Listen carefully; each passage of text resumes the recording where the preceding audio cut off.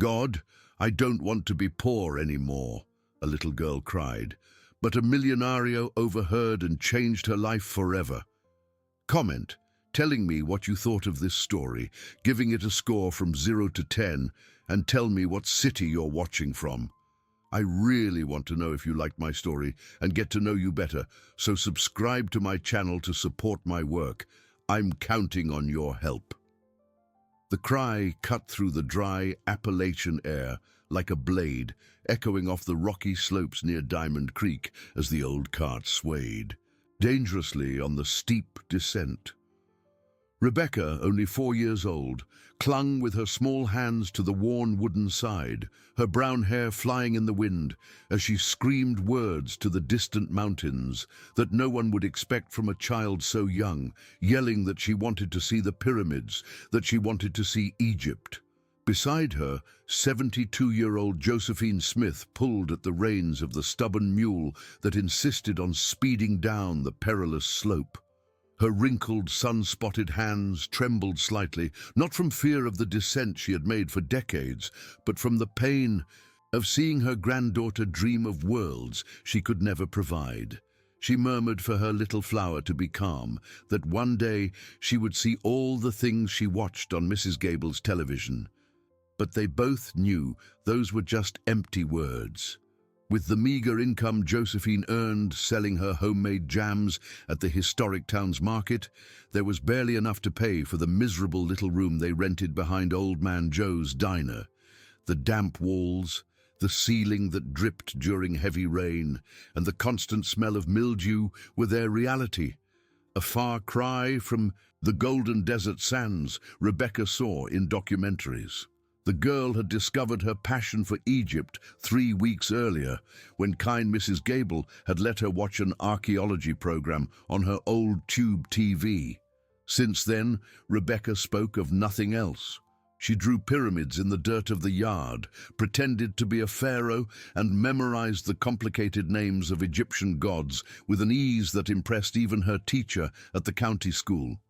She asked her grandma if she thought mummies really existed, her large, curious eyes shining with a thirst for knowledge that seemed disproportionately intense. For her age, Josephine replied that she thought so, that the world was full of mysteries, trying not to show the weariness that took over her frail body with each passing day.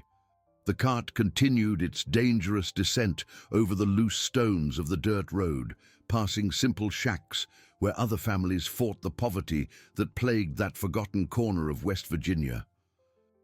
The contrast was stark with the touristy historic center of Diamond Creek, where visitors paid fortunes to admire the colonial architecture while the local population barely managed to survive.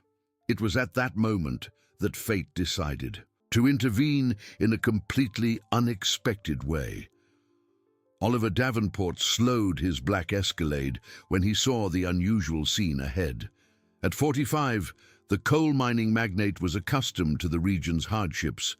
After all, he had been born right there, the son of a family that had grown rich exploiting the land's wealth. But something in the girl's desperate cry made him stop the car completely. Rebecca screamed again, this time looking directly at the luxury car, stopped on the road, pleading for someone to take her to Egypt. Oliver felt a strange tightness in his chest. There was something in those childish eyes that touched him deeply. Perhaps it was the purity of the impossible dream, or perhaps the way that child refused to accept the limitations life had imposed. Impulsively, he got out of the car and approached the cart. He politely asked the woman's permission, addressing Josephine, who looked startled at the well-dressed man, and inquired what was happening. Josephine hesitated, suspicious. In her experience, wealthy men like him rarely approached poor people with good intentions. But there was something genuine in Oliver's expression that reassured her a little. She explained that it was her granddaughter who had become enchanted with these stories of Egypt and wouldn't stop talking about it, and she no longer knew how to explain that they couldn't afford to travel even to the next town, let alone to the other side of the world. Oliver looked at Rebecca, who watched him with a child's curiosity mixed with hope. He asked the little one if she really wanted to see Egypt. She responded with contagious enthusiasm that she did. She wanted to see the pyramids up close and learn about the pharaohs and find treasures buried in the sand. Something inexplicable happened in that moment. Oliver felt a strange connection to the child, as if destiny were trying to tell him something important. He looked at Josephine again and had an odd sense of familiarity, as if he had seen that face somewhere in the past. He asked for her full name, trying to disguise the urgency in his voice. The old woman replied, "Josephine Carmen Smith," finding the question strange. The world seemed to stop for a moment for Oliver. Carmen Smith. The name echoed somewhere deep in his memory, connected to childhood stories he had almost forgotten. His late mother used to mention a sister named Carmen, with whom she had lost contact after a family quarrel when they were young. He asked, his heart racing, if she by any chance had a sister named Beatrice Davenport. Josephine visibly paled, her hands trembling even more on the reins, asking how he knew that name. Oliver replied that Beatrice was his mother, feeling the world spin around him, and that if she was Carmen, then she was his aunt. The silence that followed the revelation was deafening. Josephine stared at Oliver as if seeing a ghost, while Rebecca watched the two adults without fully comprehending the magnitude of the moment she had just witnessed. The mule, oblivious to the human tension, took the opportunity to graze on some dry leaves by the roadside. Josephine murmured her sister's name. "Beatrice, my little sister Beatrice," as tears began to stream down her wrinkled cheeks. She had heard she had married a Davenport, but she never imagined, never thought that one day. Oliver felt his legs grow weak. Throughout his adult life, he had heard fragments of stories about his mother's lost sister, always told with a tone of sadness and regret. Beatrice had mentioned several times how much she missed Carmen, especially in her final years, when the loneliness of widowhood slowly consumed her. Oliver told her, his voice thick with emotion, that she had spoken of her until her last days, always saying she had a sister somewhere in the mountains, but that their mutual pride had built an insurmountable wall between them. Rebecca, sensing that something very important was happening, slid off the cart and approached Oliver. With a child's natural curiosity, she reached out her small hand and touched the fine fabric of his slacks, as if to make sure he was real. She asked if he knew her great-grandmother, using childish logic to try to understand the family ties that had just been revealed. Oliver knelt down to her level, responding that he did, that she was his mother, and if her grandmother was his aunt, that meant he and she were family. Rebecca's eyes widened at the discovery. In her simple mind, family meant protection, affection, and maybe, just maybe, someone who could make her dreams of Egypt less impossible. She looked at Josephine for confirmation, asking if it was true that he was family. Josephine nodded slowly, still trying to process the impact of the unexpected encounter. 43 years had passed since the fight that separated the sisters, a foolish argument over inheritance and wounded pride that grew into an impassable chasm. Now, Beatrice's son stood before her, offering a second chance she never imagined she would receive. Oliver suddenly declared that they were both coming with him, surprising even himself with the firmness of his decision, stating that he couldn't leave his family living in hardship while he had the resources to help. Josephine protested that it wasn't necessary, her family pride still pulsing in her veins, insisting they managed well on their own. He addressed her as Aunt Josephine, testing how it sounded, and said his mother regretted that fight her whole life, asking her to let him honor her memory by taking care of them. Rebecca, oblivious to the complexities of adult pride, jumped for joy, asking if that meant she would live in a big house with a color television and could watch more shows about Egypt. The innocence of the question made both Oliver and Josephine smile, despite the tension of the moment. Here was a child who turned any discovery into an opportunity for adventure, any change into renewed hope. Oliver promised her that yes, she would have her own television if she wanted, already imagining how he would transform one of the suites on his estate into a suitable room for a child. But as he spoke, a dark concern crossed his mind. Valerie, his wife, would not react well to this sudden decision. Married to him for 15 years, she had grown accustomed to the life of luxury and privilege that Oliver's money provided. The arrival of poor, unknown relatives would certainly be seen as a threat to her interests. And then there was Michael, his 22-year-old stepson. The young man already showed constant concern about inheritance issues, always making comments about the future of the family business.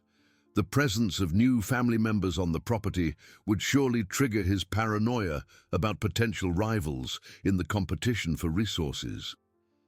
Oliver said there was something he needed to explain first, choosing his words carefully, warning them that his current family might not welcome them with open arms initially, but that it shouldn't discourage them, as it was his house and his decision.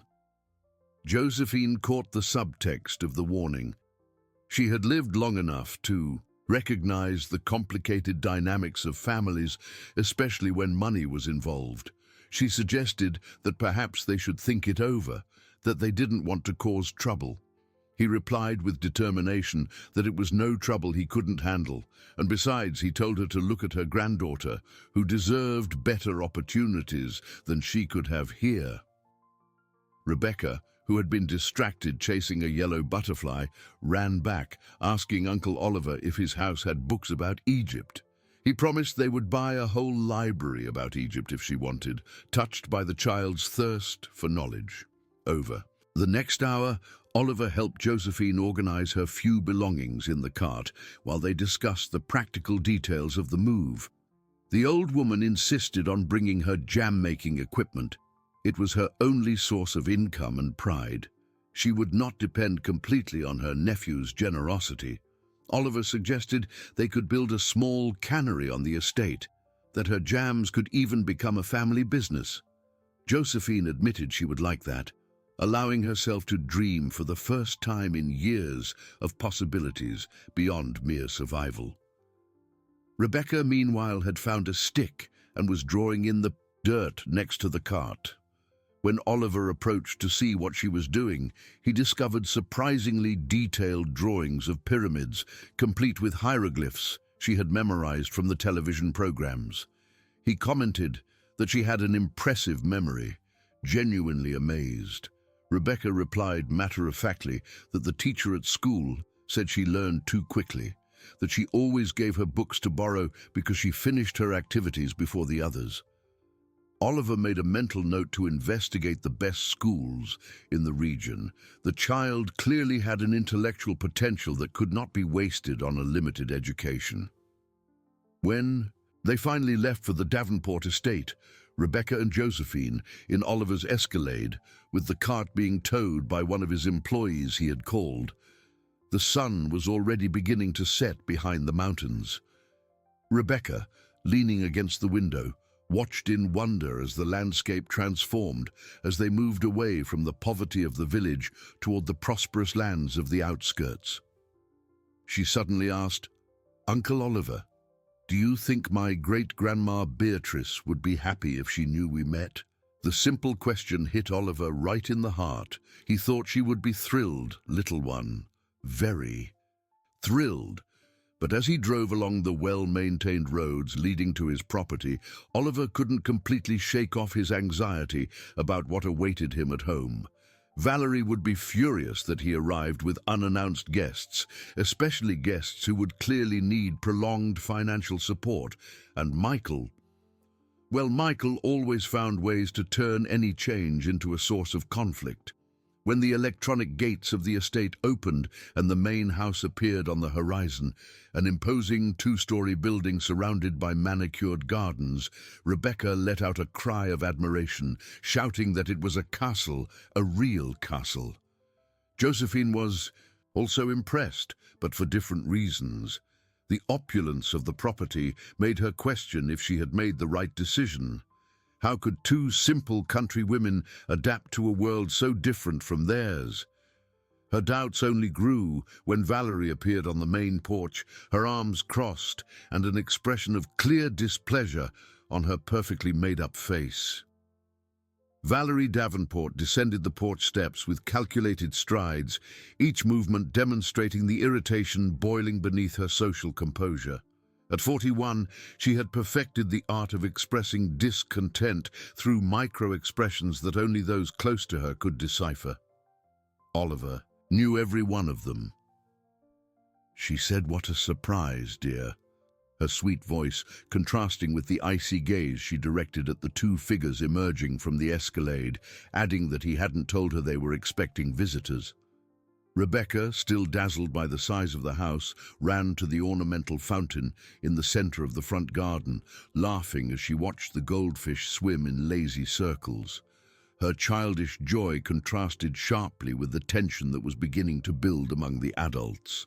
Oliver explained firmly that these were his Aunt Josephine and her granddaughter Rebecca, and that they would be living with them indefinitely.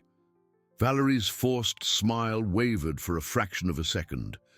She questioned the decision to have them live there, calling it sudden and suggesting they should have discussed something so significant beforehand. Josephine immediately caught the poorly disguised hostility and took a step forward, saying to Mrs. Valerie that they didn't want to cause any trouble, and if she preferred, they could find another place. Oliver cut her off before his wife could respond, declaring it nonsense that this was his house and his family, and there was no discussion. At that moment, Michael emerged from inside the house, clearly drawn by the sound of voices. Tall and thin like his stepfather, but with harsher features inherited from his biological father, the 22-year-old quickly assessed the situation with calculating eyes that were all too reminiscent of his mother's. He asked what was happening, using the title of Dad he had adopted after Valerie's marriage to Oliver, though it always sounded slightly forced. Oliver introduced him to his great-aunt Josephine and his little cousin Rebecca, watching his stepson's reaction closely. The young man forced a polite smile, but his eyes remained cold, asking if this was interesting. Family they didn't know existed, Oliver corrected him, saying it was lost family that had finally been found, perfectly catching the sarcastic tone of the question. Rebecca, oblivious to the undercurrents of tension, ran back from the garden with her hands wet from the fountain, exclaiming to Uncle Oliver that the little fish were real, and they were golden like gold. He knelt to her level, asking if she wanted to see them up close tomorrow. Rebecca asked if she could name them, her eyes shining with excitement, and he, of course, said she could. Valerie watched the interaction with growing discomfort. There was something about the naturalness with which Oliver spoke to the child that deeply disturbed her. In 15 years of marriage, they had never had children of their own, a circumstance she always attributed to medical issues, but which secretly relieved her, as children would have complicated her long-term financial plans. Valerie shouted into the house for Eleanor, telling her to prepare the ground-floor guest room for their visitors. Eleanor Fisher, the 58-year-old housekeeper who had worked at the estate for over a decade, appeared at the door with her characteristic efficiency. An observant and discreet woman, she had learned to read the family dynamics better than any psychologist. She replied, "Yes, Ma'am," but her eyes lingered curiously on Josephine. There was something familiar about the elderly woman, something that stirred old memories tucked away in a corner of her mind. Oliver interrupted, saying to actually prepare the blue suite on the second floor, that he wanted them to be comfortable. The Blue Suite was one of the most luxurious rooms in the house, reserved for important guests or beloved family members. Valerie involuntarily clenched her fists. The choice was a clear declaration that the newcomers were not temporary visitors, but family members with equal rights. Michael commented casually that the Blue Suite overlooked the main garden, that cousin Rebecca would like the butterflies that lived there. His words sounded polite, but there was an underlying tension that Josephine noticed immediately. The young man was marking his territory, establishing subtle hierarchies from the very first meeting. She replied diplomatically that it was very kind of him, that Rebecca loved nature. Over the next 2 hours, Eleanor helped Josephine settle into the suite, while Rebecca explored her new temporary room with the enthusiasm of an archaeologist discovering treasures. The large canopy bed, the flat-screen TV, the private bathroom with a bathtub, everything seemed magical to a child accustomed to a tiny room where 2 mattresses barely fit. She exclaimed to her grandma that it was like living in a queen's palace, jumping on the plush carpet. Josephine agreed, but reminded her to always behave well and be grateful to her uncle, still processing the complete turnaround her life had taken in a matter of hours. Downstairs, Oliver was facing the first round of a battle that promised to be long and draining. Valerie had asked to speak privately in the office, and her expression left no doubt about the tone of the impending argument. She exploded as soon as he closed the door, asking if he had completely lost his mind, bringing 2 strangers to live in their house without even consulting his wife. He replied firmly that they were not strangers, they were his family, and that this was his house before it was theirs. Valerie questioned their status as family, asking where these people had been for the last 40 years and why they had appeared just now when his company was at its financial peak. The insinuation was clear and hurt more than Valerie imagined. He asked if she was suggesting they were opportunists. She replied that she was saying it was a very convenient coincidence, and she questioned the girl's behavior, saying she already acted as if she owned the place. He retorted that she was 4 years old, that it was natural for a child to get excited about new things. Valerie said that was exactly why she was worried, that children get used to luxury quickly, and then it's hard to get them out of the house. Oliver looked at his wife with a mixture of disappointment and surprise. He knew her ambitions and her attachment to financial comfort, but he never imagined she could so violently oppose an act of family generosity. He stated with finality that they were staying, that this discussion was over. She then brought up Michael, asking if he had thought about the impact this could have on him, on the future they had planned for their family. The mention of his stepson touched a sensitive point. Oliver genuinely cared for Michael and had invested considerable time and resources in his education and development. But that didn't justify rejecting relatives in need. He said Michael was a capable adult and would understand. She questioned if he really would, or if he would start questioning his position in the family now that new heirs had appeared. The word hung in the air like a bomb about to explode. Valerie had verbalized exactly what she feared most, that Rebecca's arrival could threaten the financial future she and Michael considered guaranteed. At that very moment, 3 floors above, Rebecca was at her new bedroom window, watching the sunset turn the distant mountains golden. In her 4-year-old mind, the day had been perfect. She had discovered she had family, gotten a princess room, and was closer to her Egyptian dreams than she had ever imagined possible. What she didn't realize was that her presence had just planted the seeds of conflict that would grow and spread like weeds over the coming months, turning that seemingly perfect house into an emotional battlefield where every small victory would be won with painful sacrifices. As she admired the first stars appearing in the West Virginian sky, Rebecca softly hummed a song she had learned at school about distant places and seemingly impossible dreams. She, didn't yet know that she had entered a silent war where her innocence would be both her greatest strength and her greatest vulnerability. The first 3 weeks at the Davenport estate were an emotional roller coaster for Rebecca. Each day brought wonderful discoveries that contrasted painfully with the cold stares and cutting remarks Valerie directed at her and Josephine whenever Oliver wasn't present. Valerie told the girl to be careful with the vase one morning when Rebecca ran through the main living room chasing a butterfly that had flown in through the window, remarking that those antiques cost more than her entire family had earned in a lifetime. Rebecca stopped immediately, her big eyes filling with tears. At 4, she didn't fully understand the venom behind the words, but she perfectly felt the hostility emanating from her uncle's wife. Josephine, who was helping Eleanor with the flower arrangements, stiffened upon hearing the comment, pointing out that the girl hadn't touched anything, she was just playing.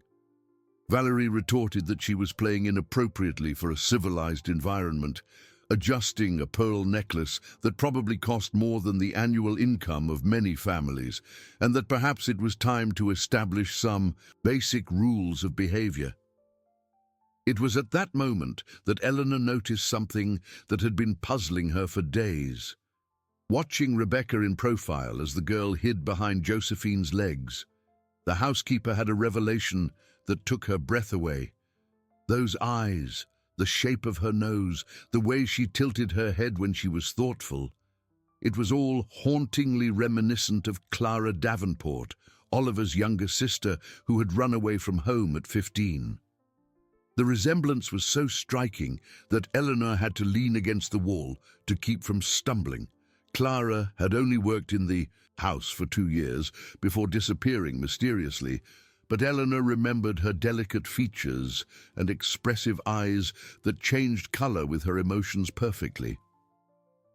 Eleanor carefully asked Josephine if she could ask a personal question. Josephine, still annoyed by the treatment Rebecca had received, answered more curtly than she intended, saying she could. Eleanor asked what Rebecca's mother's name was.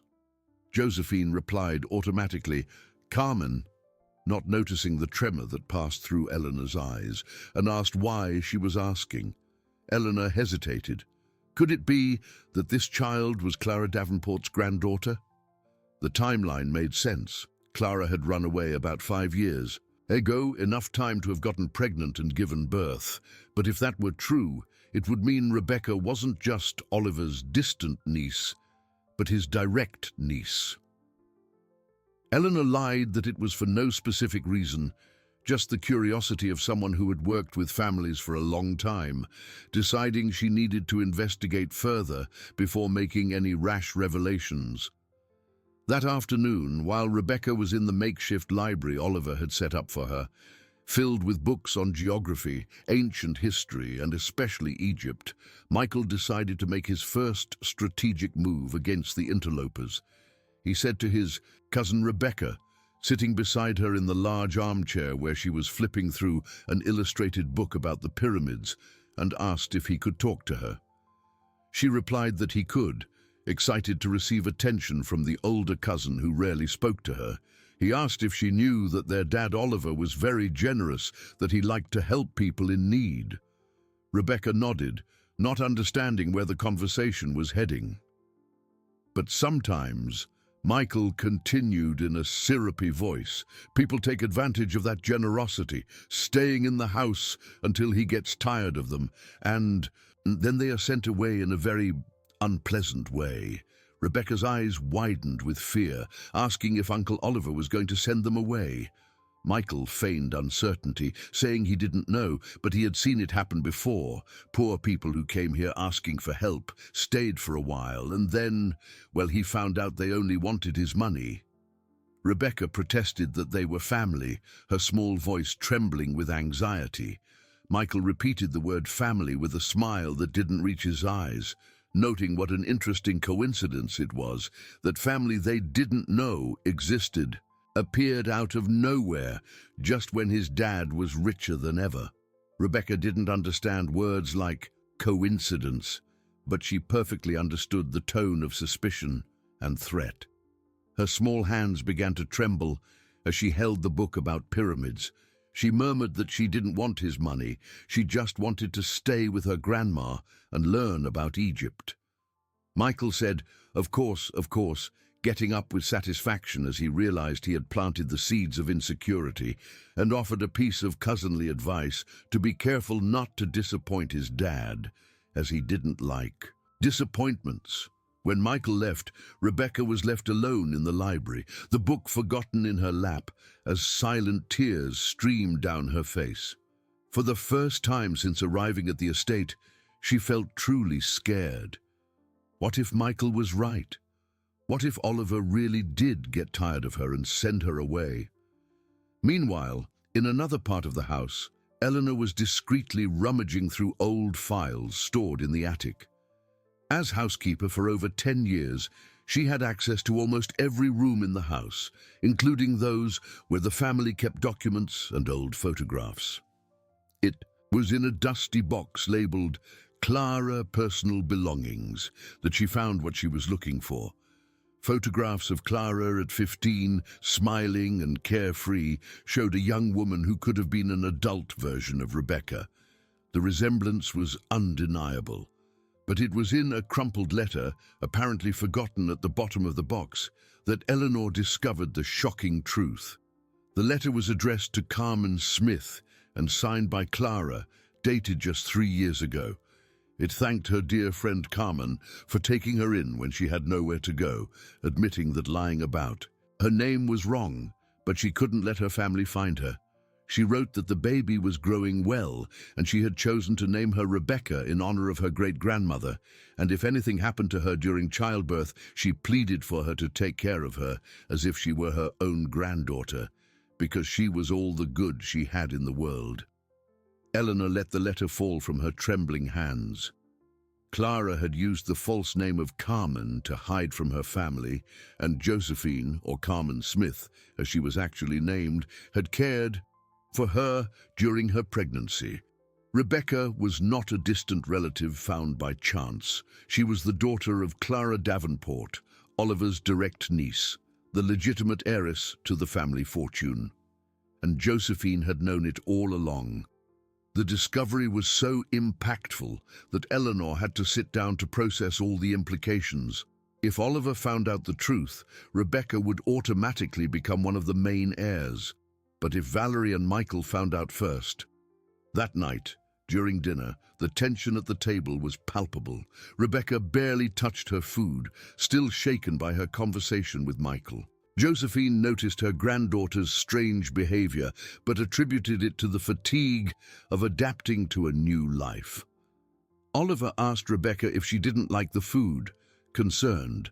She murmured that she did, avoiding looking directly at him for fear he might read her thoughts and discover she was an opportunist, as Michael had suggested. Valerie commented casually, but with enough venom in her voice for everyone to catch the insinuation that perhaps she missed the simple life she had before. Oliver replied, directing a warning look at his wife, that or perhaps she was just adapting to such dramatic changes. Michael watched everything in silence, satisfied to see that his psychological strategy had worked.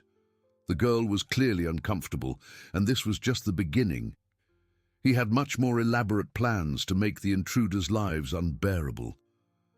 After dinner, when everyone had retired to their rooms, Eleanor made a decision that would change the course of the whole situation. She couldn't reveal the truth about Rebecca's identity yet. Not without more evidence and a careful plan, but she could start protecting the innocent child from the manipulations that were clearly being directed at her. Knocking softly on the blue suite's "Doctor," Eleanor waited for Josephine to answer. She asked if she could come in, that she needed to talk to her about something very important. Josephine, who was brushing Rebecca's hair before bed, hesitated but told her to come in. Eleanor looked meaningfully at Rebecca, who was sitting on the bed in her pajamas, her eyes still red from crying secretly. Eleanor said simply that it was about her safety, that there were things she needed to know about this family. The conversation between Eleanor and Josephine stretched into the early morning, whispered in low tones so as not to wake Rebecca, who had finally fallen asleep after hours of restlessness. When the sun rose over the Appalachian Mountains, both women had red eyes from exhaustion and the weight of secrets that could either destroy or save an entire family. Eleanor said, not as a question but as a painful realization, that she had always known who Rebecca really was. Josephine nodded slowly, her wrinkled hands trembling slightly, explaining that Clara had made her promise never to reveal the truth unless it was absolutely necessary, that she was so afraid of the family's reaction. But Eleanor insisted that it might be necessary now, that Valerie and Michael were planning something. She could feel it, and that innocent child was at the center of a war she didn't even know was happening. At that very moment, 3 floors below, Valerie was finishing a phone call she had made from Oliver's office, taking advantage of his early departure for business matters. On the other end of the line, Clayton Miles, a private investigator she had discreetly hired, confirmed he had accepted the job. Valerie instructed him in a low but firm voice that she wanted to know everything about these women. Where they came from, how they lived, if they had debts, vices, or trouble with the law, anything that could be used to prove they were not fit to live there. The investigator asked if, regarding the budget, they were talking about a basic investigation or a more in-depth job. She replied without hesitation that it should be in-depth, and with absolute discretion that her husband couldn't know anything until they had concrete evidence. Valerie hung up the phone with a sense of satisfaction. She had built her life of luxury with great care and planning over 15 years of marriage. She would not allow 2 opportunists to appear out of nowhere and threaten everything she had achieved. What she didn't know was that Michael had overheard part of the conversation from the hallway. The young man smiled to himself. His mother was finally taking practical action instead of just complaining, but he had his own plans, more subtle and psychologically devastating. During breakfast, Michael put the second phase of his sabotage strategy into action. Sitting next to Rebecca, who was still visibly shaken from the previous day's conversation, he began to weave his web of manipulation with the expertise of someone who had perfected the art of emotional cruelty. He commented that cousin Rebecca seemed sad today, feigning concern, and asked if something had happened. She murmured no, stirring distractedly at the oatmeal Eleanor had prepared especially for her. Michael continued that he was thinking about their conversation from yesterday, ignoring the warning look Josephine gave him about how his dad Oliver helps people in need. Josephine interrupted firmly, suggesting that maybe it was better not to. He replied with false kindness, telling his aunt not to worry, that he was just telling Rebecca about the last family that lived here, the Olivers, and asked his mom if she remembered them. Valerie, who was finishing her coffee, looked up with renewed interest. She said of course she remembered. What a tragic situation. Josephine asked what situation, though part of her didn't want to know the answer. Michael explained, concocting a convincing lie that it was a family his dad had taken in out of pity, that they had a daughter Rebecca's age, and his dad had become very fond of the girl, promising to take care of her and pay for her education. Rebecca asked what happened, her large eyes fixed on Michael. He paused dramatically, saying that, well, after a few months his dad found out they were selling things from the house to buy alcohol. And when he confronted the family, they lied to him, and his dad was so disappointed that he sent them away that same night. Rebecca protested that it wasn't the girl's fault, her small voice trembling. Michael agreed with false sadness that it wasn't, but that she knew how it was. When trust is broken, there's no fixing it, and the little girl cried a lot when they left, but his dad said he couldn't trust her either, because family is family, and if the adults lie, the children learn to lie too. Josephine felt her blood run cold. The story was obviously fabricated, but Rebecca had no way of knowing that. For a 4-year-old child who already felt insecure about her place in the family, that narrative was like pure poison.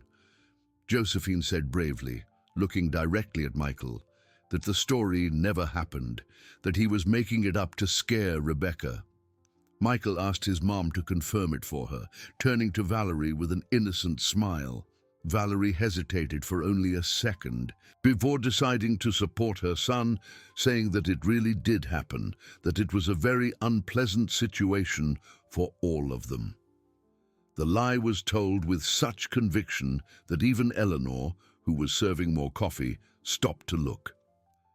The housekeeper knew every family that had passed through that house in the last 10 years, and there had never been an Oliver family. Michael turned his attention back to the girl, who was now visibly trembling, and said, "That's why it's so important to always tell the truth to his dad, that he can't stand liars." Rebecca couldn't eat anymore. She excused herself from the table and ran to her room, where she threw herself on the bed and began to sob. In her childish mind, the message had been clear. If she disappointed Oliver in any way, she would be sent away like the girl in the story. And worse, if her grandmother lied about anything, they would both be expelled. Josephine followed her granddaughter, leaving Michael and Valerie at the table with satisfied smiles. Valerie murmured to her son, "Well played." He replied that it was just the beginning, that in a few weeks she would be so neurotic and problematic that his dad would want to get rid of them on his own. Meanwhile, in the blue suite, Josephine was trying to console Rebecca, who was crying as if the world were ending. The girl sobbed that she didn't want her to lie to Uncle Oliver, that she didn't want them to be sent away like that other girl. Josephine tried to explain that the story wasn't true, that Michael had made it up to scare her. But Rebecca cried that Aunt Valerie confirmed it, that she said it really happened. Josephine felt a dull fury growing in her chest. These people were psychologically torturing a 4-year-old child to achieve their selfish goals. It was a cruelty she could not tolerate. She held her granddaughter's wet little face and said for Rebecca to look at her, asking if she trusted her grandma. The girl murmured that she did, so Josephine told her to trust her when she said they weren't going anywhere, that her Uncle Oliver loved them and they loved him too, and that Michael was trying to scare them because he was jealous. Rebecca asked what he was jealous of. Josephine replied, "Of you, my dear, because you are special, intelligent and affectionate, and that bothers some people."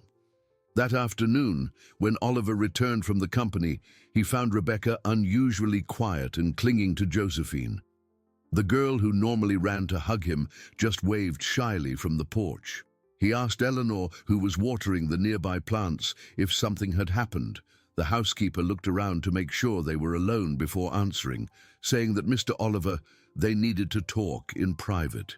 He asked about what. She replied it was about his family, all of it, and there were things he needed to know urgently. Oliver followed Eleanor to the shed where she kept her personal belongings, away from prying ears in the main house.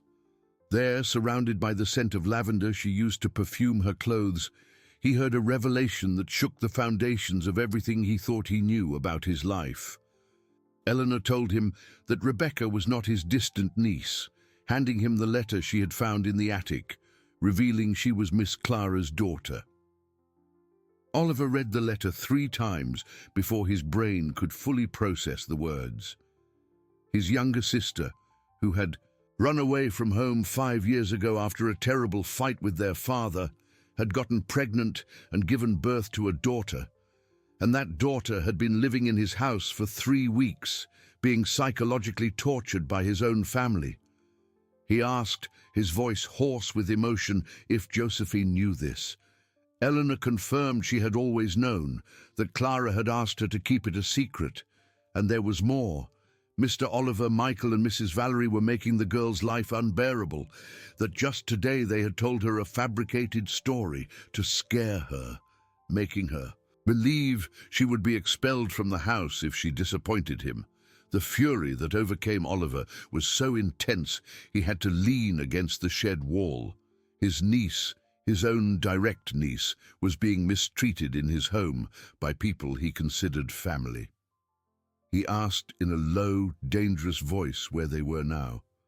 Eleanor replied they were in the main house, but suggested that perhaps it was better to plan carefully how he would approach this. Oliver didn't wait for Eleanor's advice. He stormed out of the shed with determined steps toward the house where a long-awaited confrontation would finally take place. The confrontation Oliver planned was abruptly interrupted when he found Valerie in the office on the phone, speaking low and urgently. Hidden behind the slightly ajar door, he heard fragments of a conversation that chilled his blood, something about anything that proves they are unsuitable, no matter the cost, and that her husband couldn't know. Valerie hung up the phone and turned, coming face to face with Oliver standing in the office doorway. For a fraction of a second, panic flashed in her eyes before she could compose the mask of a devoted wife. She feigned surprise. Saying he had startled her, she hadn't heard him arrive. Oliver asked with dangerous calm who she was talking to. She lied quickly that it was just the florist, that she was ordering arrangements for Thursday's dinner. Oliver studied her for a long moment. After 15 years of marriage, he knew every one of her lies. The way she avoided eye contact, nervously fiddled with her necklace, how her voice became slightly higher when she was making things up. He said her name, Valerie, closing the office door behind him, and stated they were going to have a very serious conversation. At that very moment on the upper floor, Rebecca was trying to concentrate on a book about ancient Egypt that Oliver had bought for her. But the words danced on the page without making sense. The anxiety planted by Michael had taken deep root in her childish mind, making every noise in the house put her on high alert. She murmured to her grandma, asking why cousin Michael didn't like them. Josephine, who was embroidering a tablecloth, one of the few pastimes that still calmed her, paused her work.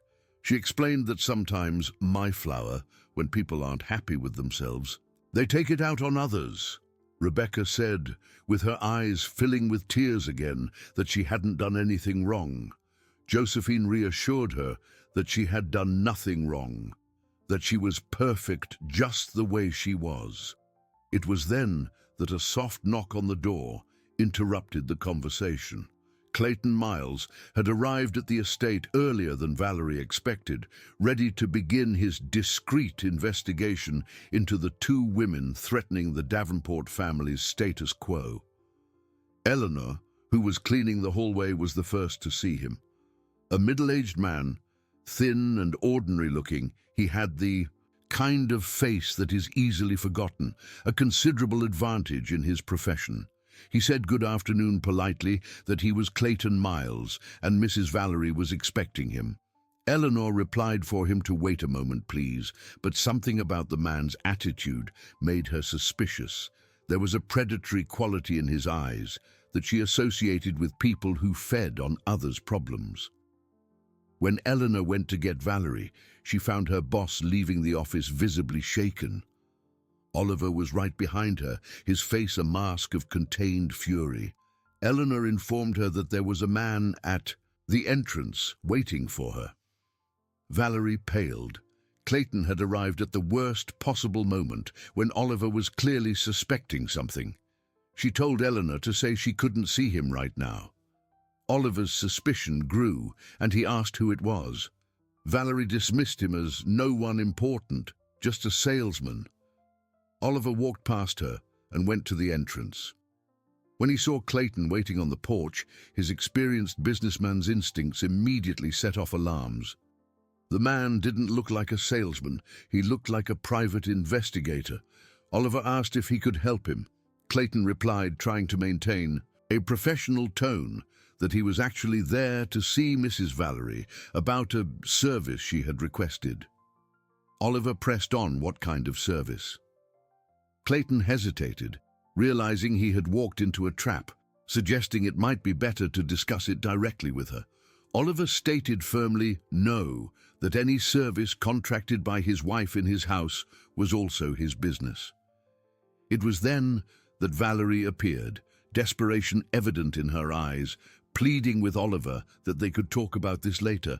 He cut her off, saying now and addressing Mr. Miles, he would like him to explain exactly what kind of investigation his wife had hired against his family. The word investigation hung in the air like an exploded bomb. Valerie closed her eyes, knowing her secret maneuvers had been discovered at the worst possible time. Oliver said his wife was investigating his aunt and his niece, his voice low and dangerous. People he had welcomed into his home because they were family. People that she, Valerie, should have been protecting, not attacking. She started to say that he didn't understand, but he interrupted, saying he understood perfectly, that he understood she was so obsessed with money and status that she was capable of attacking a 4-year-old child who had lost her mother. Valerie repeated, confused, lost her mother. Oliver's voice was laden with bitter sarcasm as he asked if she didn't know that Rebecca wasn't just his distant niece. She was the daughter of his sister Clara, his direct niece, and she was investigating and psychologically torturing the only thing he had left of her. The silence that followed was so dense it seemed solid. Clayton, realizing he had gotten into the middle of a family drama far more complex than he had imagined, tried to retreat discreetly. Oliver turned his attention to the investigator, asking where he was going, that he wanted to know exactly what his wife had hired him to do. Clayton admitted, seeing that honesty was his only way out, that she wanted information on the two women's background, debts, legal problems, anything that could be used to question their fitness to live there. Oliver asked if he had found anything. Clayton said he hadn't started the investigation proper yet. Oliver said great, pulling his wallet from his pocket, and asked how much his wife had promised to pay. Clayton hesitated, looking nervously at Valerie, and said $5,000. Oliver counted out $10,000 in cash and handed it to the investigator, telling him here was double, and now he wanted him to investigate his wife with the same energy he would have used on his family. Valerie exclaimed for him not to. Oliver continued, ignoring his wife's protest that he wanted to know everything, financial history, previous relationships, anything she might be hiding from him. And he warned Mr. Miles that if he mentioned this conversation to anyone but him, he would ensure his professional license was revoked. Clayton took the money and left quickly, leaving husband and wife alone for the confrontation that had been building for weeks. Oliver asked how she could do it, his voice trembling with anger and disappointment, how she could investigate an innocent child. Valerie screamed, losing her composure completely, that she was protecting their family, protecting their future. He questioned if it was their future or her financial future. She retorted it was the same thing, asking if he thought she didn't see the way he looked at that girl, as if she were his own daughter. Oliver declared that she was his own daughter now. She was the daughter Clara left for him to care for, and he would rather die than disappoint his sister again. Valerie recoiled as if she had been slapped, repeating the word again. Oliver explained that Clara ran away from home because their father didn't accept her choices, because their family rejected her when she needed support the most, and now she wanted him to make the same mistake with her daughter.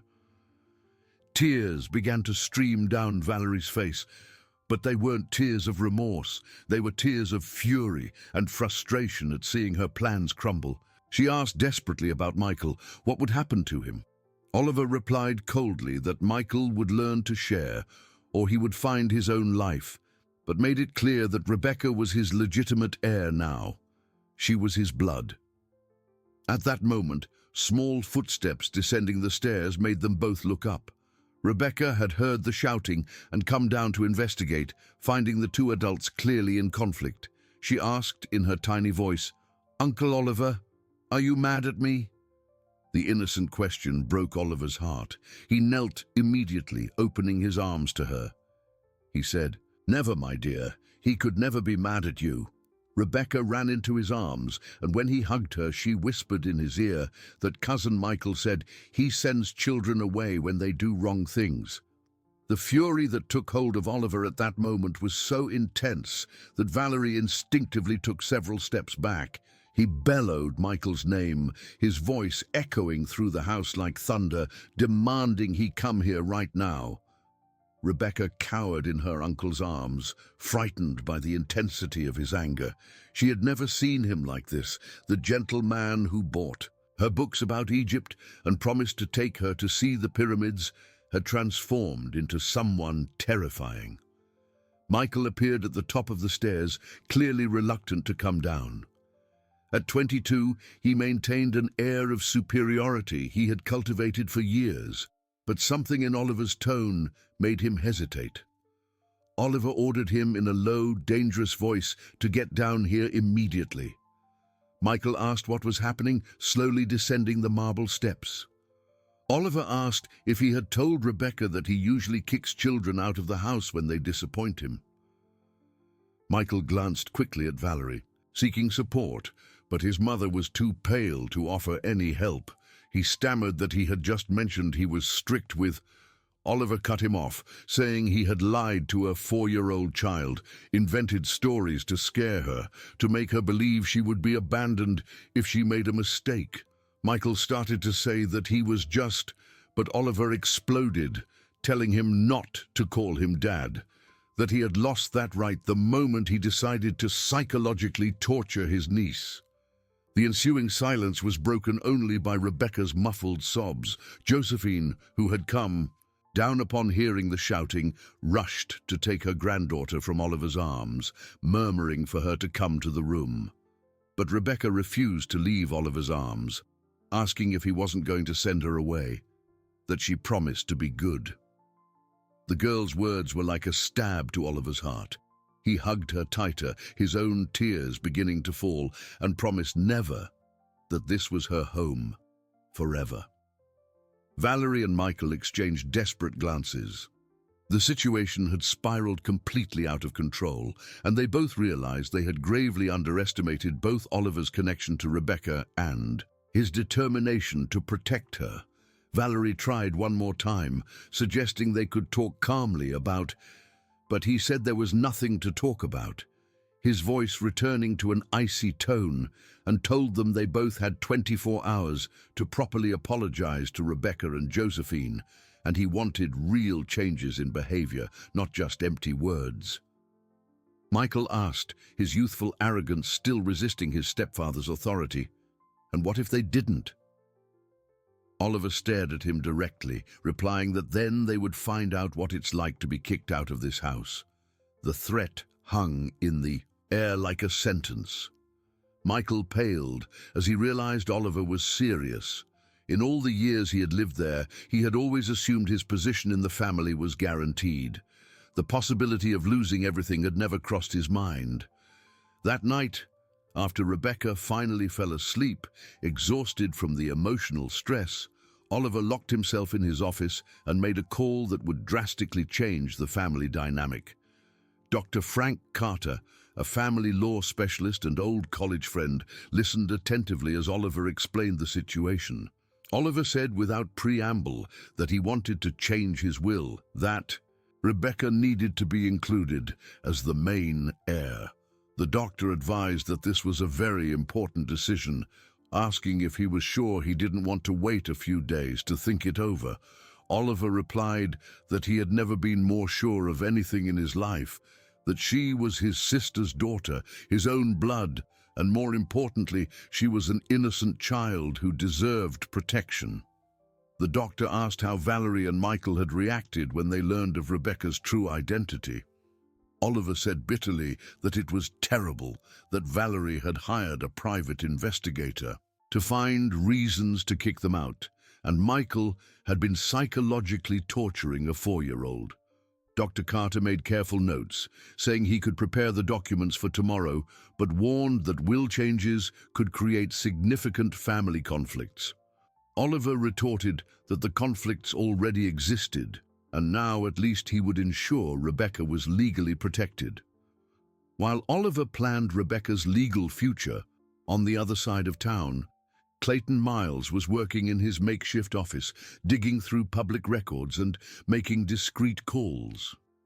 The investigation into Valerie had revealed information that genuinely surprised him. The woman who presented herself as a devoted wife and society lady had a much more complex past than she let on. Her first husband, Michael's father, had been a businessman who went spectacularly bankrupt, leaving huge debts when he died prematurely. Valerie had married Oliver just 6 months after becoming a widow, a suspiciously short time for proper mourning. But the most intriguing thing was a series of loans she had taken out in the name of Oliver's company over the last 2 years, always in small enough amounts not to arouse suspicion, but which added up to almost $100,000. Money that had been transferred to a personal account Oliver apparently knew nothing about. Clayton murmured to himself that it was interesting, very interesting. Back at the estate, Valerie and Michael met in her room for a desperate planning session. The revelation of Rebecca's true identity had completely changed the game. Valerie paced nervously, saying they needed to do something, that if Oliver changed the will. Michael said grimly that he was already going to change it, that he had seen the way he looked at her today. It wasn't just protection, it was genuine, paternal love. Valerie said then they had to act fast. Michael asked how, that they couldn't use subtle psychological tactics anymore. He was on guard. Valerie stopped pacing and looked at her son with an expression he had never seen before, a mixture of desperation and dangerous determination. She said softly that there were other ways. He asked what other ways. She observed that accidents happen, especially with small children who like to explore. The young man recoiled, shocked, asking if she couldn't be suggesting. She quickly said she wasn't suggesting anything specific, just observing that children are vulnerable. Michael looked at his mother as if seeing her for the first time. Throughout his life, she had been ambitious and calculating, but always within basic moral limits. What she was suggesting now crossed a line he never imagined she was capable of crossing. He said firmly that no, he would not participate in anything that could hurt a child. She replied, her voice filled with frustration, so what did he suggest? That they just accept losing everything they had built here? He questioned what they had built, saying his mom, they hadn't built anything, that Oliver took them in when they were desperate and now she wanted to. She yelled that she wanted to protect their future, the future he had had all these years because of her sacrifices. The argument was interrupted by a soft knock on the door. Eleanor was outside, having heard part of the conversation through the poorly insulated wood. She said Mrs. Valerie, Mr. Oliver was asking to speak with her in the office. Valerie and Michael exchanged tense glances. She replied that she was coming, trying to sound normal. When she arrived at the office, she found Oliver sitting behind his desk, a few documents spread out before him. His expression was impassive, but his eyes held a coldness she had never seen before. He told her to sit down. She obeyed, trying to maintain her composure while her heart raced. Oliver said calmly that he had just received some very interesting information from Mr. Miles about loans she had taken out in his company's name, loans he had never authorized. Valerie's world instantly crumbled.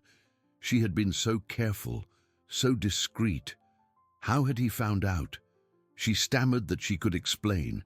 He told her to explain, leaning back in his chair, to explain how his wife stole $100,000 from his company over 2 years. The word stole echoed in the office like a sentence. Valerie knew there was no going back, no faking innocence or making plausible excuses. She said weakly that she was saving money for their future. He asked if it was for their future or in case she needed to run when her other lies were discovered. Valerie didn't answer, and her silence was answer enough. Oliver opened a desk drawer and took out some official papers, saying simply that these were the divorce papers and she had 48 hours to leave this house. Oliver's ultimatum echoed through the office like a judge's gavel. Valerie sat frozen in her chair, her face drained of all color as she processed the magnitude of what she had just heard. 48 hours to abandon the life she had carefully built over 15 years. She murmured that he couldn't do this, her voice a desperate whisper, that she was his wife and had legal rights.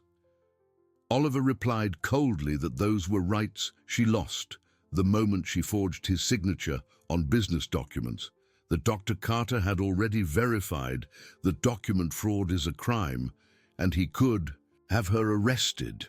The threat completely silenced any protest she might have had. Valerie knew Oliver didn't make empty threats. When he made a decision, especially one related to protecting those he loved, he became relentless. She asked about Michael, her last attempt to find some bargaining chip, that he was not to blame for her mistakes. Oliver replied that Michael was an adult. He could choose to leave with her or stay and learn to respect his family. But if he chose to stay, it would be on his terms. At that moment, as if summoned by the conversation, Michael appeared at the office door. He had heard fragments of the discussion from the hallway, and his face was pale with shock. He quickly corrected himself, saying Oliver, and asked if he could speak with him. Oliver told him to come in, observing the young man he had raised as a son for so many years. Despite all the anger and disappointment, he still felt a pang of pain seeing the fear in Michael's eyes. Michael said, his voice trembling, that he had heard about the divorce, and he wanted to say that he didn't agree with what his mother did, with any of the things she did. Valerie looked at her son with an expression of absolute betrayal, asking how he could. The young man exploded, shouting that she had stolen from him and made him participate in a campaign to torture an innocent child, that it was wrong on every level. The declaration surprised even Oliver. For weeks, he had assumed Michael was just a reflection of Valerie's ambitions, but apparently, the young man had developed some moral conscience of his own. Valerie asked, her voice laden with hurt and indignation, if he was choosing them over his own mother. Michael replied, straightening his shoulders, that he was choosing what was right, that Rebecca was a little girl who had lost her mother and deserved love and protection, not cruelty. Oliver studied his stepson for a long moment. There was something different about Michael, a maturity that hadn't existed a few weeks ago. Perhaps the situation with Rebecca had forced the young man to confront his own values. Oliver said carefully that if he wanted to stay, he needed to understand that things would be very different, that Rebecca was his priority now, his main heir. Michael replied, without hesitation, that he understood and accepted it, that she was his family's blood, and he was just someone he had taken in out of generosity. The genuine humility in the young man's voice touched Oliver deeply. He told him he was never just someone he took in. He had been his son for 15 years, and that didn't have to change if he chose the right path. Valerie watched the interaction between the two men with growing despair. She was losing not only her husband and financial security, but also her own son. The empire of lies and manipulation she had built was completely collapsing. She tried one last time, saying that Michael didn't understand what he was doing, that he was throwing away his future for a child he barely knew. Michael replied firmly that, no, Mom. He was saving his future, a future where he could look at himself in the mirror without feeling ashamed. That night, while Valerie packed her bags in bitter silence, a completely different atmosphere took over the rest of the house. Rebecca, not fully understanding the complexities of the adult events, only knew that the mean people who scared her were leaving. She asked Uncle Oliver at dinner if Aunt Valerie wasn't going to live here anymore. He replied, "No, my dear, she's going to live somewhere else." She then asked about Cousin Michael. Oliver looked at the young man who was sitting across the table and said, Michael would continue to live here if he wanted, but he had promised to be kind to her and her grandma. Rebecca nodded solemnly, then turned her attention to Michael, asking if he really promised if he wouldn't tell scary stories anymore. Michael swallowed hard, the guilt weighing on his conscience like a stone, and promised his cousin he would not, and he wanted to apologize for what he did before, that it was very wrong of him. Rebecca replied with the easy forgiveness only children possess, that it was okay, and asked if he could help her draw pyramids tomorrow. He said of course he could, his voice thick with emotion. Josephine, who had watched the entire family transformation over the past few days, finally allowed herself to relax completely for the first time since arriving at the estate. The threat had passed, and her granddaughter was finally safe. The next morning, Valerie left the Davenport estate with only her personal clothes and the certainty that she had lost everything because of her own greed and cruelty. She didn't say goodbye to anyone, not even Michael, who watched her departure from the window with a mixture of sadness and relief. Oliver appeared behind his stepson, telling him he had made the right choice. Michael replied that it was the first truly right choice he had made in his life, and he wanted to keep making right choices from now on. Oliver then said they should talk about his role in the company, that if he wanted a future here, he needed to earn it with hard work and dedication, not manipulation. Michael said he understood and was ready for it. 2 weeks after Valerie's departure, life on the estate had found a completely new rhythm. Rebecca blossomed like a plant that had finally found fertile soil. Her nightmares decreased, her smiles became more frequent, and her thirst for knowledge about Egypt grew every day. Michael, for his part, was discovering how gratifying it was to earn respect through genuine actions rather than manipulation. He had enrolled in university business courses to better contribute to the family company, and he dedicated part of his afternoons to helping Rebecca with her studies. He asked his cousin during a reading session if she knew that the ancient Egyptians also made cheese, trying to connect her interests with Josephine's talents. Rebecca exclaimed, really, her eyes shining with curiosity, and asked if it was like her grandma's. He said it was similar, and asked if they should ask her if she could teach them how to make Egyptian cheese.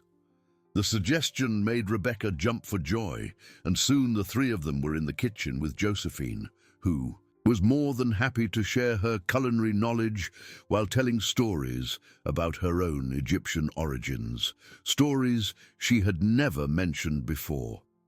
She explained that her family came from Cairo when she was very young, that her grandfather always said they carried Egypt in their blood, and one day they would return home. Rebecca exclaimed that's why she loved Egypt so much, because it was in her blood too. The discovery of her Egyptian roots through Josephine gave Rebecca an even deeper connection to her dreams. It wasn't just fascination with a distant culture, it was literally part of who she was. Oliver, watching the scene from the kitchen doorway, felt a deep peace settle in his heart. For the first time in years, his house was truly full of love and family harmony. But as the family celebrated their new unity, an unexpected discovery was about to shake all certainties once again. Clayton Miles had continued his investigation into Valerie even after her departure, and what he discovered about her marriage documents would reveal a shocking truth that would forever change Oliver's understanding of his own life. Valerie's true identity and the devastating legal implications of its discovery were just a phone call away. Clayton Miles's call came on a golden March afternoon while Rebecca was in the garden teaching Michael to identify different types of butterflies visiting the estate's flowers. The private investigator had hesitated for days before making the call, knowing the information he had discovered could completely destroy the life Oliver was rebuilding. He said to Mr. Davenport when Oliver answered that he needed to talk to him about his investigation, that it was complicated. Oliver asked what kind of complicated, a sense of unease settling in his stomach. Clayton said he preferred not to discuss it over the phone and asked if he could come to his estate that day. 2 hours later, Clayton was sitting in Oliver's office with a folder full of documents that looked like ticking time bombs. His grave expression left no doubt about the seriousness of what he had discovered. He began by saying that what he was about to reveal would shock him deeply, that Valerie Smith was not who she claimed to be. Oliver asked what he meant. Clayton explained that, for starters, her real name was Valeria Santana, and Valerie Smith was an identity she assumed about 17 years ago, when she fled New York after the suspicious disappearance of her first husband. Oliver felt the floor disappear from under him, repeating the words, "suspicious disappearance." Clayton confirmed that Carlos Santana, Michael's biological father, did not die of natural causes, as she always claimed. He disappeared under mysterious circumstances after discovering his wife was embezzling money from his company, and the case was never solved, but Valeria was the main suspect. Oliver murmured, "My God," running his hands through his hair, and asked if Michael knew about this. Clayton said there was no evidence he knew, and in fact, based on his observations, he believed Michael was as deceived as he was. Clayton opened the folder and took out more documents, adding there was something even more shocking, that their marriage was never legally valid. Oliver asked what he meant. Clayton explained that Valeria was still legally married to Carlos Santana when she married him, and since he was never officially declared deceased, their marriage was null and void by law. The revelation hit Oliver like a runaway train. For 15 years, he had lived with a woman who had not only lied about her identity, but was technically never his legitimate wife. Worse still, she had possibly murdered her first husband. Clayton continued that there was more, that he had found evidence she was planning to pull the same scheme on him. The fraudulent loans were just the beginning, and she was gradually transferring assets to offshore accounts, preparing to disappear with a significant fortune.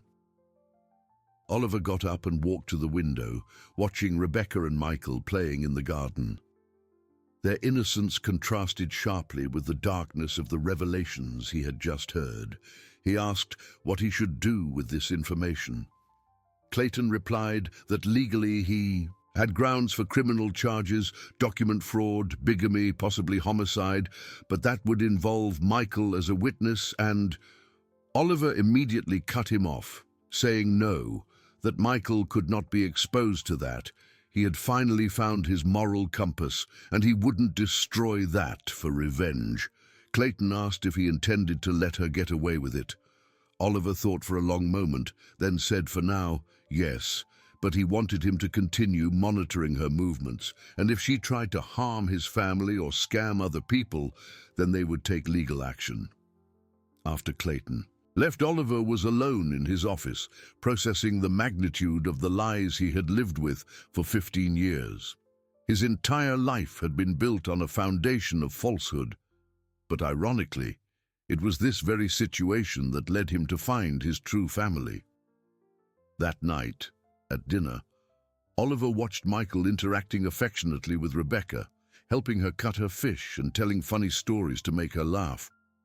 The young man had transformed completely, developing a genuine affection for his little cousin that went far beyond mere family obligation. Rebecca suddenly asked, "Uncle Oliver, when are you going? To take me to see Egypt?" The innocent question made Oliver's heart ache. He had promised to take her when she turned 18, but now he began to question if he shouldn't speed up that plan. Life had taught him that time was too precious to be wasted on unnecessary waits. He surprised everyone at the table by suggesting they go sooner, perhaps when she turned 10. Rebecca's eyes widened with joy, and she asked if he was serious, if he promised. He promised, and this time he knew it was a promise he would keep at any cost. Michael Watch the interaction with a genuine smile, asking if he could go along, that he had always wanted to see the pyramids too. Oliver replied of course he could, that it would be a family trip. Josephine, who had remained silent during the conversation, finally spoke up, saying there was something they needed to know about their connection to Egypt, her voice filled with emotion. Everyone turned to her, curious. She continued that her family didn't just come from Cairo. Her great-grandfather was an archaeologist who worked on the excavations in the Valley of the Kings for decades, and when he died, he left some documents and maps that could be valuable. Oliver asked, intrigued, what kind of documents? She replied they were records of unofficial excavations, places he discovered but never revealed to the authorities, and she always thought they were just the fantasies of an old dreamer. But Rebecca completed the thought, her imagination soaring, asking, but what if they were real? Michael, also captivated by the possibility, asked where these documents were.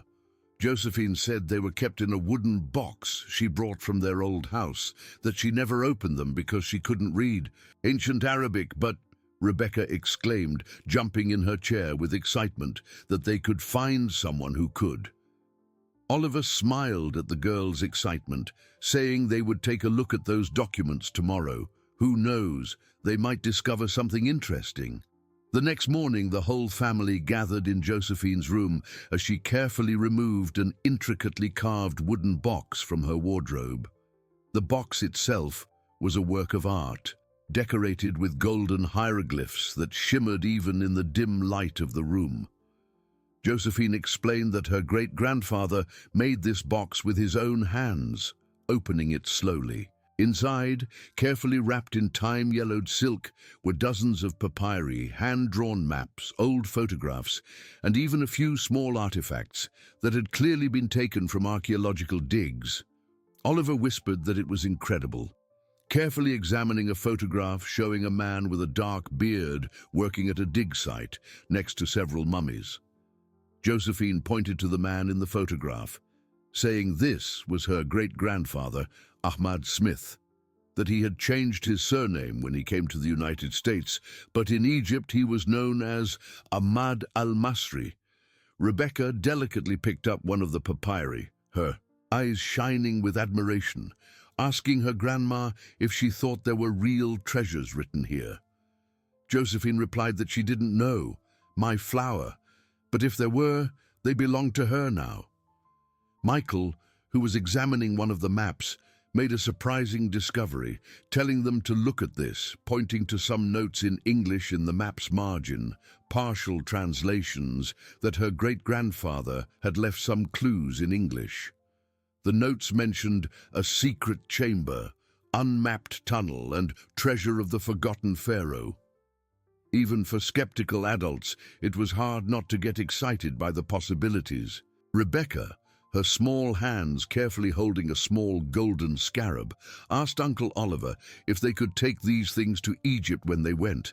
Maybe they would find the place her great-great-grandfather discovered. Oliver looked at this extraordinary child who had entered his life like a hurricane of positive change. In a few months, Rebecca had transformed not only his home, but also his soul. She had revealed the true nature of the people around him and had led him to discover aspects of himself he didn't know existed.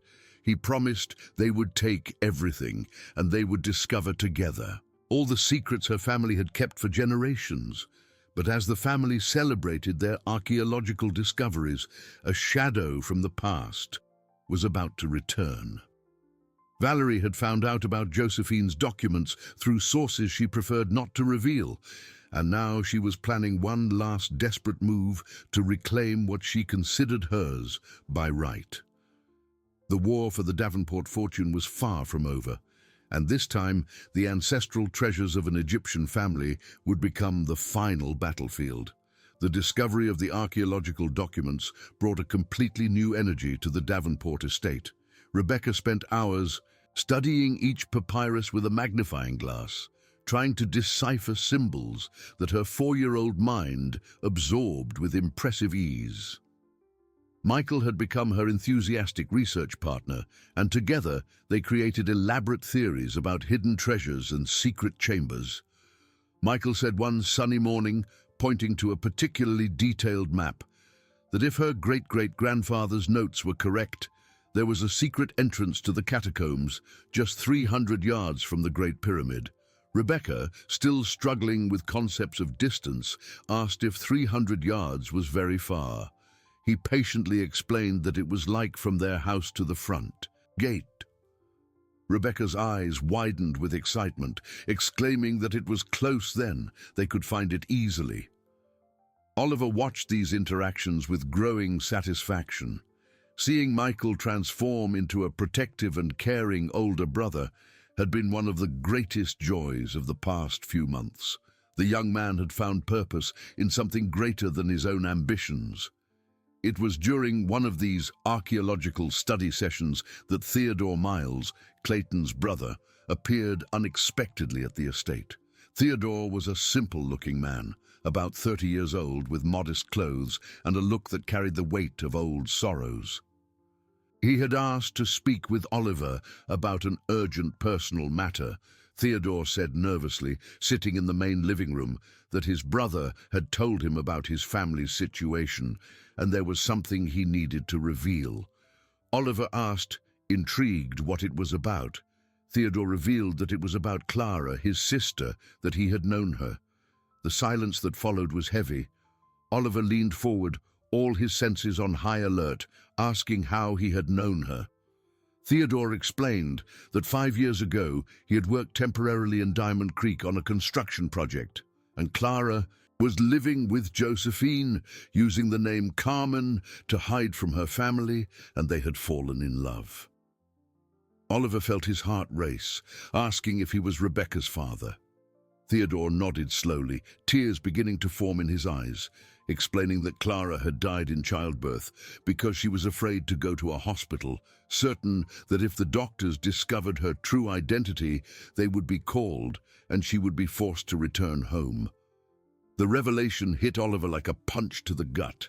His sister had died because she was afraid of her family's reaction, and that same family had indirectly caused her loss by creating such an oppressive environment that she preferred to risk her own life rather than ask for help.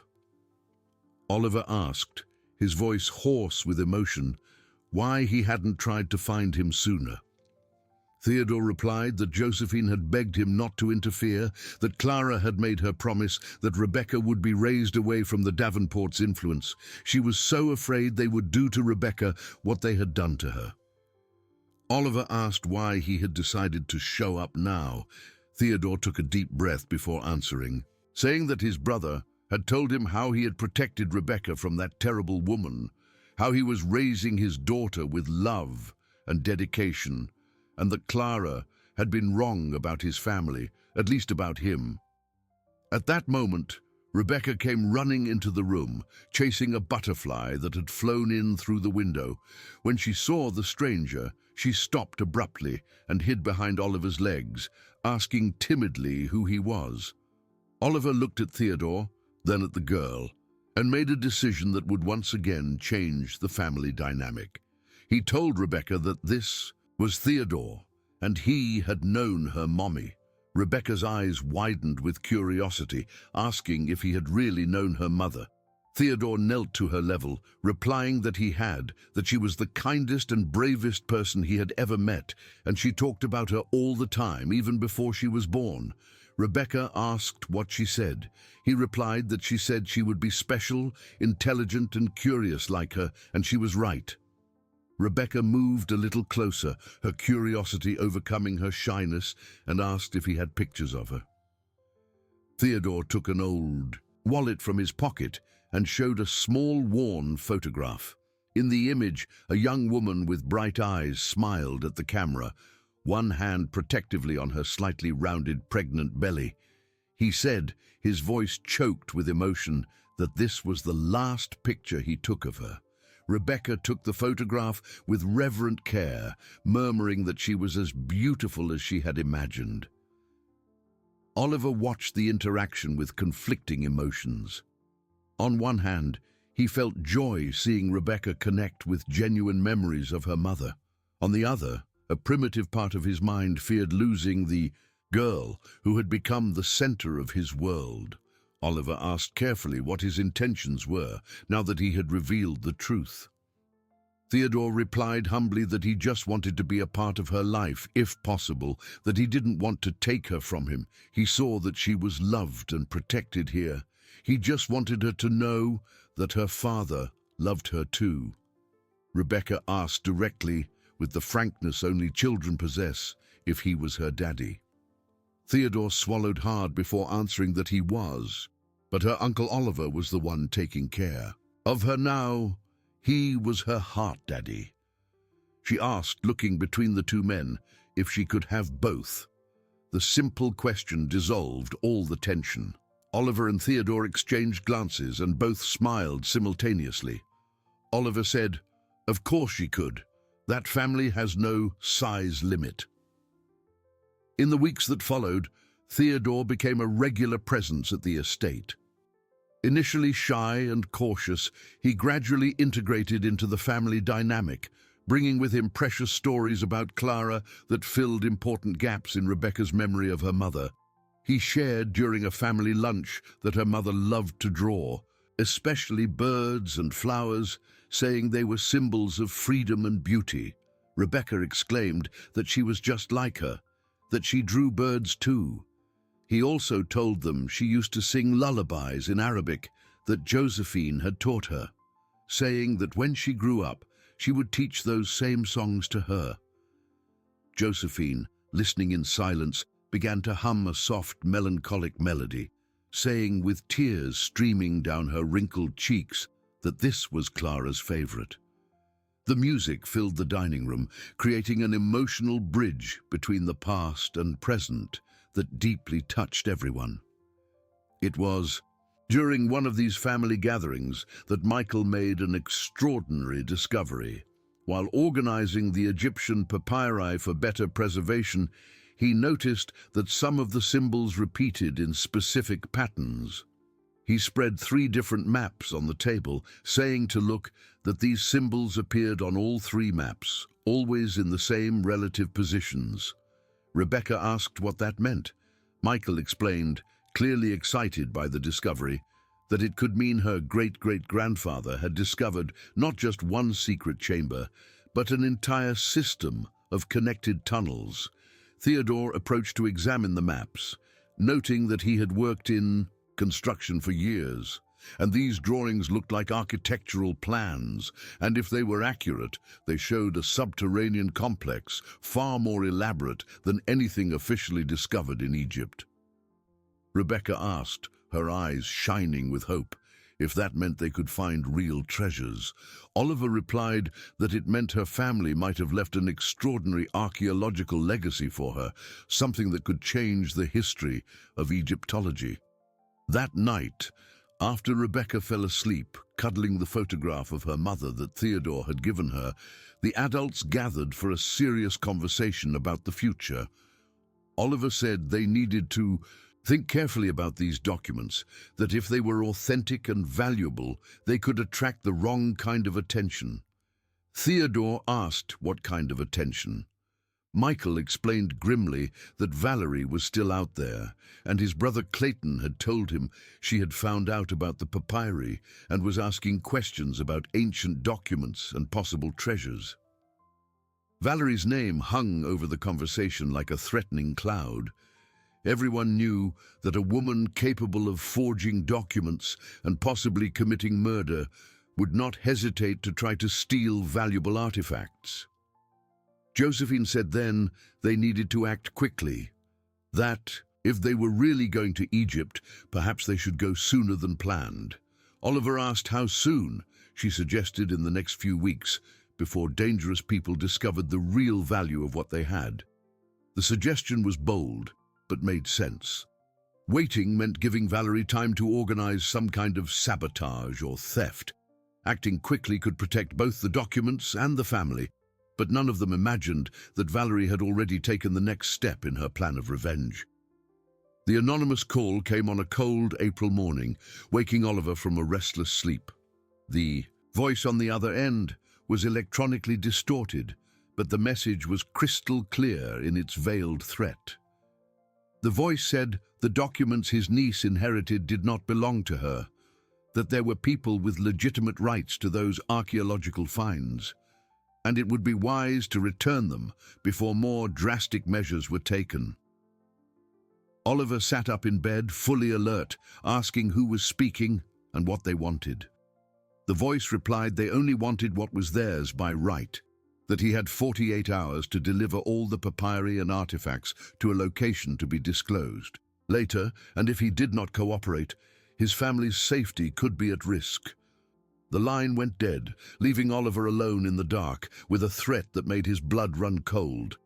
He immediately knew who was behind it. Valerie had found a way to attack again, this time aiming directly at the treasures that could secure Rebecca's future. Oliver went silently down to his office and called Clayton Miles, waking the investigator in the middle of the night. He told Clayton he needed urgent information on Valerie's movements, that he had just received a threat related to the Egyptian documents. Clayton replied, still sleepy, that it was strange. He had received some information about her yesterday, that Valerie had been seen in New York talking to people with a dubious reputation, men who solve problems unconventionally. Oliver asked what kind of problems. Clayton explained the kind that involves intimidation and misappropriation of valuable assets, and he believed she had hired professional criminals. The confirmation of Oliver's worst fears made him nauseous. Valerie had crossed the line from greed to real danger, endangering not only him, but the entire family he had learned to love. He asked what he suggested. Clayton offered two options. Either he handed over the documents and hoped she kept her word, or he protected his family by leaving the country immediately. Oliver questioned leaving the country. Clayton explained that if those papyri really contained information about important archaeological treasures, they were worth millions of dollars, and people have killed for much less. Oliver hung up the phone with trembling hands. The idea that Rebecca could be in danger because of her family heritage was unbearable. But at the same time, handing over the documents would mean destroying the only tangible connection she had with her, Egyptian roots. The next morning, he gathered the whole family for an urgent conversation. Theodore had stayed at the estate overnight, and Michael was also present, creating the first true family council the house had witnessed in years. Oliver said directly that they had received a threat. The dangerous people wanted Ahmad al-Masri's documents and were willing to use violence to get them. Josephine visibly paled, asking if it was Valerie. Oliver confirmed it was probable that she had hired professional criminals. Rebecca, who was playing with some of the smaller artifacts, looked up with frightened eyes, asking if bad people wanted her treasures. Theodore said firmly that they wouldn't get them, that they wouldn't let anyone hurt her. Michael asked how they could protect her, that if they were professional criminals, they had resources they didn't have. It was then that Josephine made a revelation that completely changed the direction of the conversation. She said, her voice trembling, that there was something she never told them about her great-grandfather Ahmad, that he didn't just discover treasures, he removed them from Egypt and brought them to the United States. The silence that followed was absolute. Oliver asked how so. She explained that the papyri weren't just maps of locations in Egypt. Some of them were inventories of artifacts Ahmad had brought here, artifacts that had been hidden somewhere near Diamond Creek for over 60 years. Theodore asked in disbelief if she was saying there were real Egyptian treasures buried here in West Virginia. Josephine confirmed that her great-grandfather was smarter than he seemed. He knew that one day Egypt would restrict the export of antiquities, so he acted in advance. Rebecca, not fully understanding the economic implications, only knew there were real treasures buried somewhere near her new home and asked if they could look for them.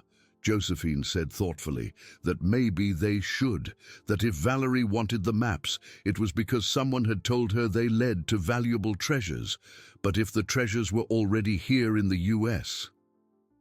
Michael quickly grasped the reasoning, completing the thought that then the maps of Egypt were just a distraction.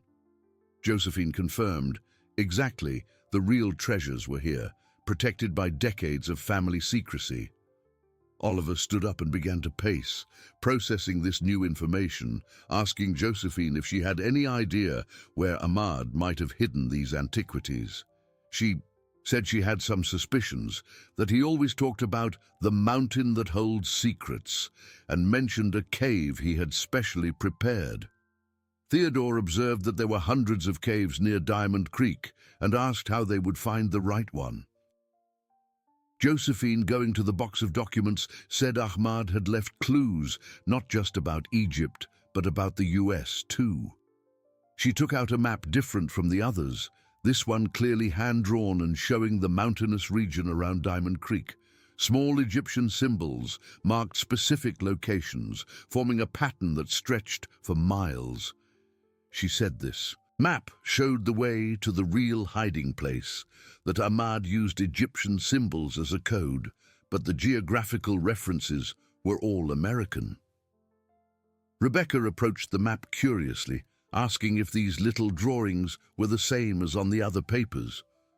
Josephine replied, yes, my flower, that her great-great-grandfather was very smart.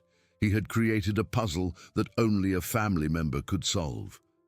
At that moment, Oliver's phone rang.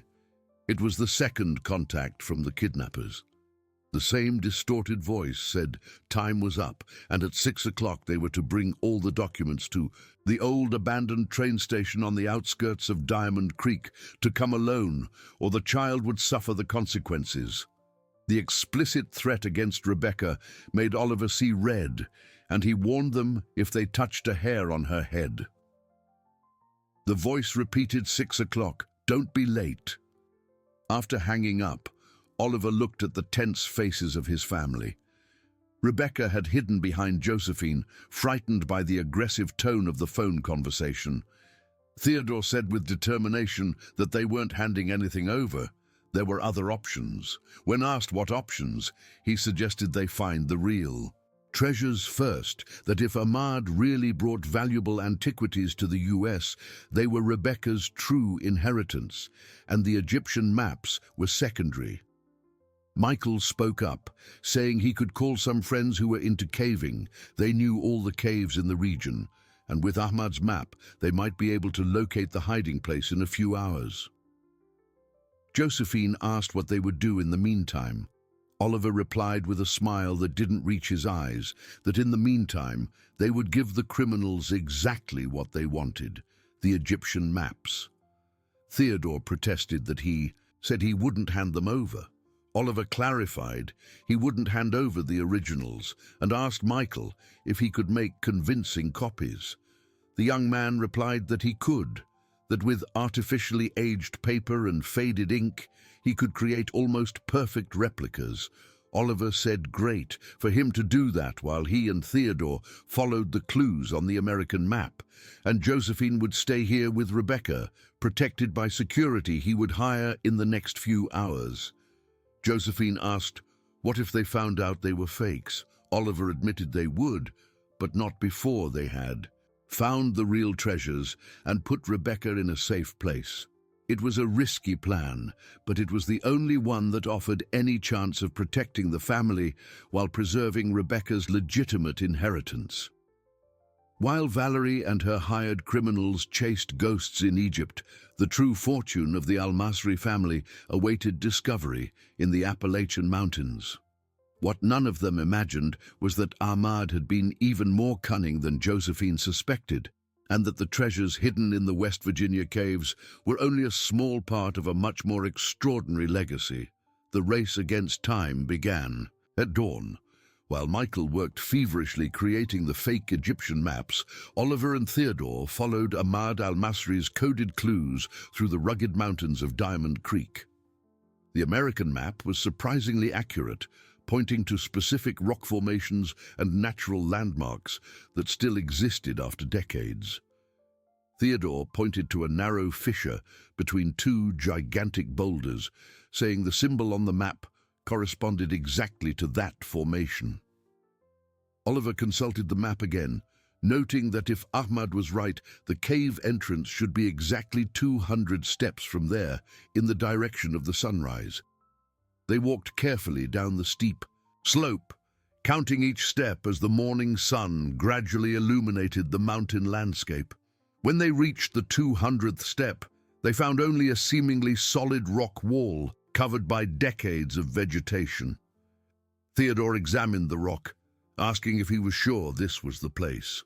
Oliver quoted Ahmad's writing that the mountain hides its secrets behind a green curtain, and began to push away the vines and bushes covering the wall. It was then they discovered it.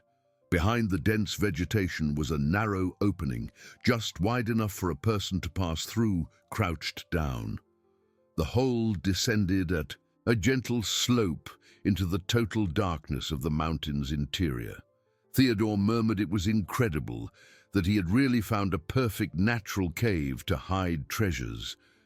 Equipped with powerful flashlights and safety ropes, the two men descended through the narrow tunnel. The air inside the cave was cool and dry, perfect for preserving ancient artifacts. After a 15-minute cautious walk, they reached a large chamber that left them breathless. The cave had been transformed into a veritable private museum. Gilded Egyptian statues were arranged in niches carved into the walls, ornate sarcophagi occupied the center of the chamber, and dozens of wooden chests lined with preservative fabrics held papyri, jewelry, and ceremonial objects worth untold fortunes.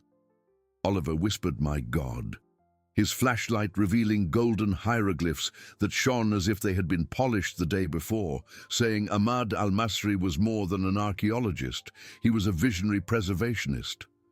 Theodore said, amazed, that Rebecca was the heir to all of this, that she was one of the richest children in the country and didn't even know it.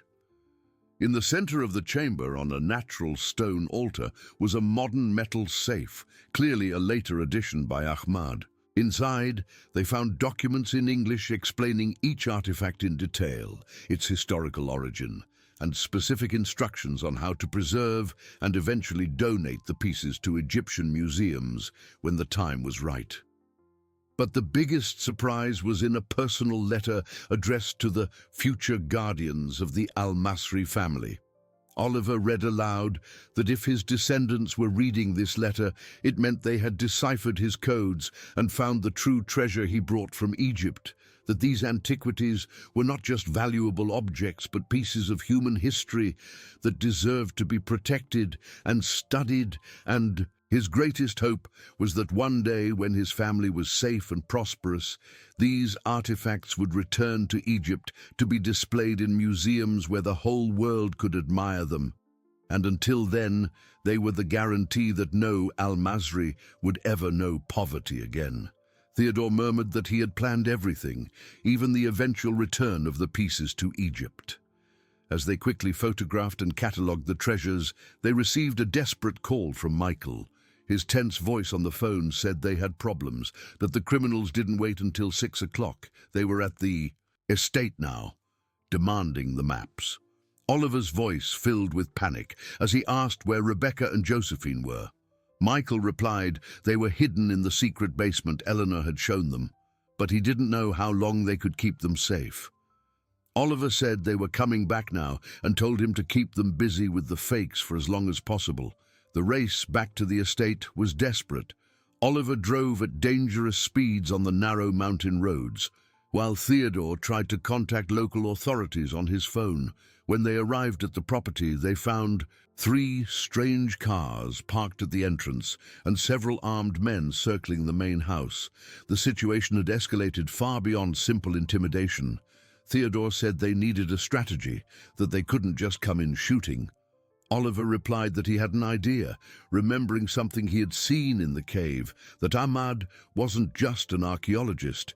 He was also an engineer, and those tunnels in the cave connected to other parts of the mountain.